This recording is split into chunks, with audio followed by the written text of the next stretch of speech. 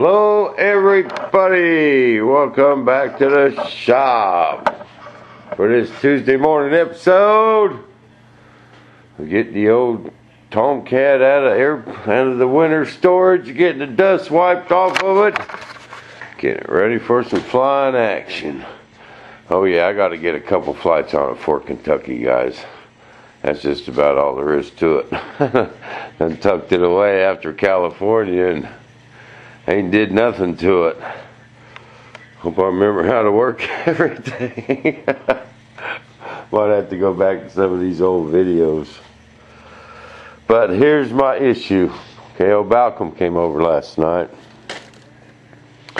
And we got to talk about these flaps. I want to cut them. I want to cut them bad. I was watching some of them videos on YouTube. Right there on that scene. That old boy in England that's got, over 100 flights on his, 70, 100, something like that. I was watching one of his videos and he's got his cut. You can see it plain as day when he's taxiing out on some of his videos, and some of them you can see it landing. But this one, it's in my favorites. He's taxiing out to take off and stops, and it's just right there, bam. He has got his cut, and he has got a lot of flights on his, and he lands it really nice. So I just got to work up the courage to cut him. Well, we did. Okay. All right. Here's the deal. Here's what I got. When I was in California. Fairly, it was like that Friday when they started having the pilot's drawings. And see, I got all my channels filled up. I cannot free nothing up.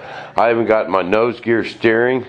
You know how I like to put it on this channel here? I couldn't even do that. I had to just wire harness it to my muffler, or not wire harness it, but plug them all into the same port. And then use this reverser because it has a little adjusting center and adjusting screw. I can adjust my nose wheel to go straight without messing with my trims. Get it close anyway. But my radio is just absolutely filled up. Speed brakes, canopy, tail hook, all that stuff is just... I haven't got my tail hook rigged with my speed brakes that will come down when I go to full flap. Okay, that's why I want these flaps to work good. I want these speed brakes to come up, come in under power. This is what I want to do. But anyway, back to the pilot's drawing. They called my name, and the only thing I could use to make this work is them equalizer 3D things or match boxes or something like that. I can hook these two servos to and reverse one of them. Because I actually want it to come up just a little bit and add some crow in it.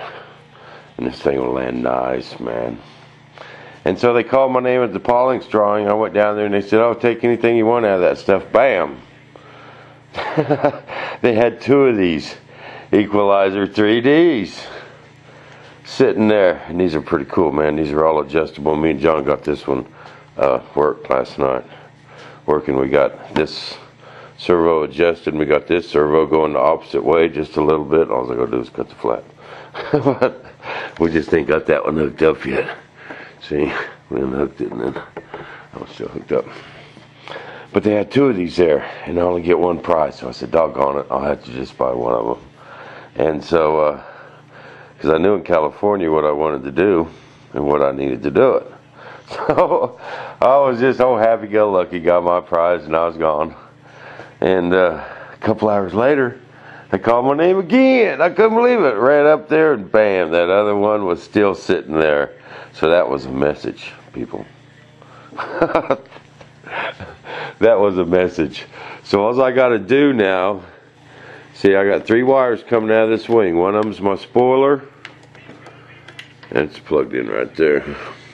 And the other 2 is my flaps. This one plugs into port A. This one plugs into port B. And then I just take, see, I got 2 wires coming out here for my flaps. Because I just got them all going to that power box. So all I got to do is plug in one of these to there. and just leave this other one in there unhooked. And then when I go to flap, these will come down. And we're going to try and adjust it to where takeoff flap, these stay straight, and these come down about yay far. But when I go to full flap, full landing flap, these will go down. I want that crow to come up about yay far, not very much. It's about that far. And then full speed brake, tail hook, carrier landing, baby. But that's the plan. That's the plan. I had to get it out, get all the dust wipes off of it. So I don't want to take it to Kentucky with no flights on it. Besides what Ollie did, I got to get a hold of this thing. Once they've been around a while, it ain't so bad. It ain't as bad as when they're brand new. And we know it flies. So Ollie totally adjusted my radio. My radio is set up cool. When I swing the wings, that's this right here. When we go down, it automatically switches everything to low rates. My ailerons. So I don't have to flip two switches of that one up and that one down. That's high rate. That's low rate. And when I extend them, they automatically go back. Because I like to set up my planes to where they all fly. That's a 3-position switch on these 12X's. To where they fly in the settle, in the center. After I do the maiden, I come back in here wherever that was flipped to. And that way, when you fly from plane to plane, you ain't got to worry about what your settings are. And you always got more or less. That's your tip of the day. But I can't wait to get this bad boy out and get a couple flights on it. Today's just going to be a gorgeous day. But Balcom set up that deal last night. And I didn't even read the instructions. I was doing something else. Oh, another thing I want to do is we know we had a couple flutter issues in California, but I got all them fixed, okay? When this elevator fluttered so bad, it loosened every screw inside back here. Every one. And I didn't notice it loosened this because it still had a little bit of epoxy, I think, that was slopped in there holding that piece of aluminum. Since we took off, man, this thing was just all over the place. But it's got a little bit of slop right there. But I kind of noticed it in California. But it's in ball link. And I'm going to take them ball links off. I cruised by the hobby shop yesterday and got me some new ones. It's got them metal ball bearing ball links. And I just want to put some straight ball links in there. And get rid of that. And work up the courage to cut these flaps. What do you guys think? Think I should do it? Let me know. These things have a bad tendency to tip stall. Ollie told me, and Ollie, man, I take his word for it. That man's flown more jets than we've seen ever. And after that first landing attempt with the flaps, and then he landed it twice without it. Landed great without flaps. He told me, he goes, Bob, who's going to be the next one to fly this? I said, me.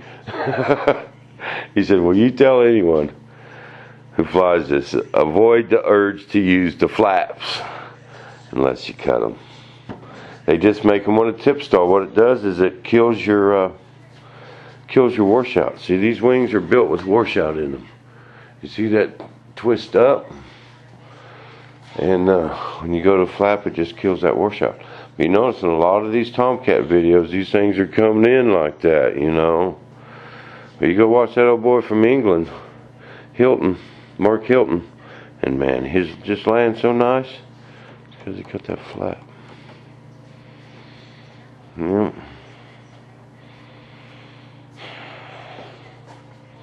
So what do you guys think?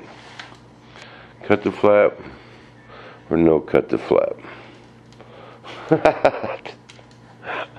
I know you scale guys are going nuts. Don't cut that flap.